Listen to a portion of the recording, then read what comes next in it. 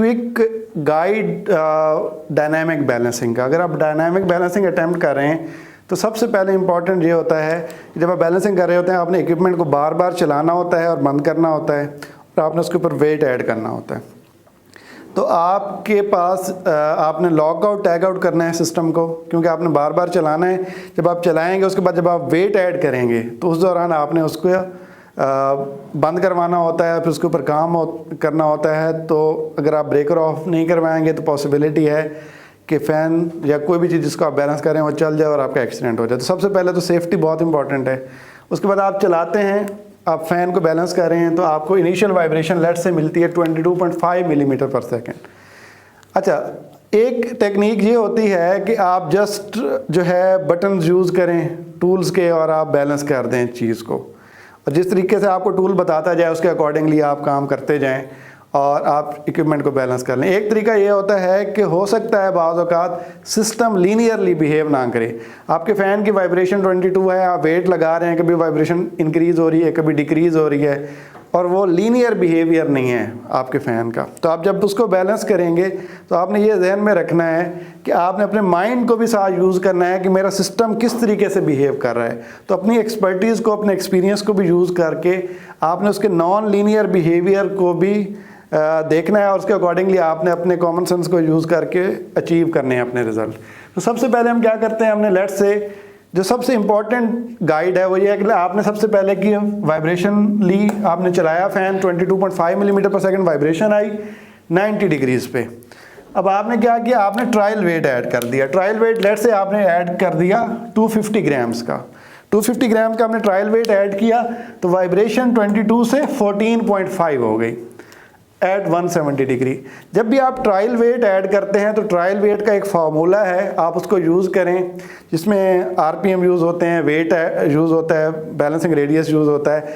तो आप एक अच्छा प्रॉपर कैलकुलेट करके ट्रायल वेट लगाएं, क्योंकि जब आप ट्रायल वेट लगाएंगे, आप फ़ैन को बैलेंस कर रहे हैं, तो हो सकता है 22 से वाइब्रेशन इंक्रीज़ हो जाए, 40-45 तक चली जाए।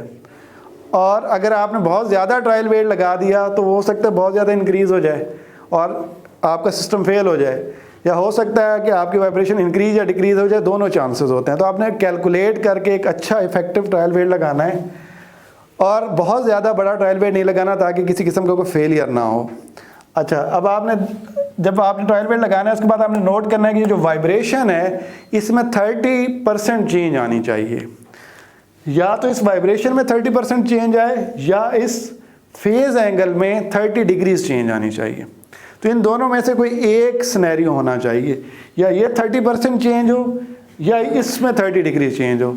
अब आपने यहाँ पे ट्रायल वेट 250 ग्राम्स का लगाया तो वाइब्रेशन 22 से 14 हो गई, मोर देन 30% आपकी वाइब्रेशन चेंज हो गई है। और फेज भी 190 डिग्री से 170 डिग्रीज हो गया, मतलब फेज में भी 30 डिग्री से ज़्यादा की चेंज आ रही है। इट मीन्स आपका ये वाला जो ट्रायल वेट है ये इफेक्टिव है। अच्छा, इन दोनों में से 30% वाइब्रेशन चेंज हो या 30 डिग्री फेज चेंज हो, इन दोनों में से अगर कोई एक भी हो गया तो आपके लिए काफ़ी है।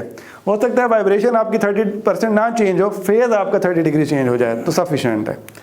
उसके बाद अब आपने वाइब्रेशन ये हुई, उसके बाद आपने नेक्स्ट आपको एनालाइजर ने कहा कि 150 ग्राम्स का वेट लगाएं 300 डिग्रीज पे। आपने वो 150 ग्राम्स का वेट लगा दिया, वाइब्रेशन आपकी 10 मिलीमीटर पर सेकेंड हो गई एट 180 डिग्रीज। तो वाइब्रेशन 14 से 10 हो गई। 10 के बाद आपके एनालाइजर ने आपको कहा कि मज़ीद आप 100 ग्राम्स का वेट लगाएं। आपने 100 ग्राम्स का वेट लगाया तो वाइब्रेशन 3.5 हो गई।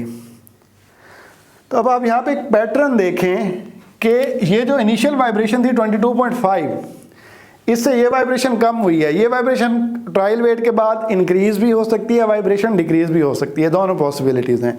लेकिन जब आप करेक्शन वेट आगे लगाते जाते हैं और ट्रिम वेट लगाते जाते हैं तो हर अगले स्टेप पे जो वाइब्रेशन है उसको डिक्रीज़ होना चाहिए।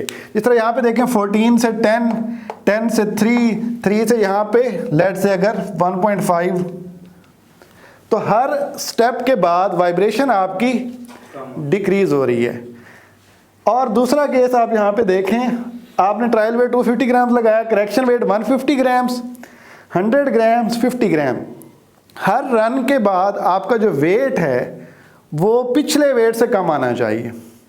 यहाँ पे आप 150 ग्राम्स लगाया, ट्रिम 100 मांगा उसने, आप 50 मांगा, 1.5 का हो सकता है 30 ग्राम्स मांगे।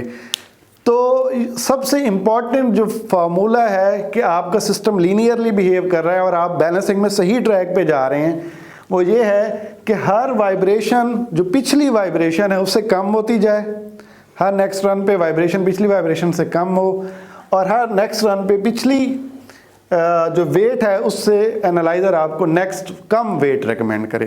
तो ये बहुत इंपॉर्टेंट है। अगर ये दोनों स्टेप्स आपके इस तरीके से जा रहे हैं, इट मीन्स आपकी लीनियर बैलेंसिंग हो रही है और आपको रिजल्ट मिलेंगे इंशाल्लाह।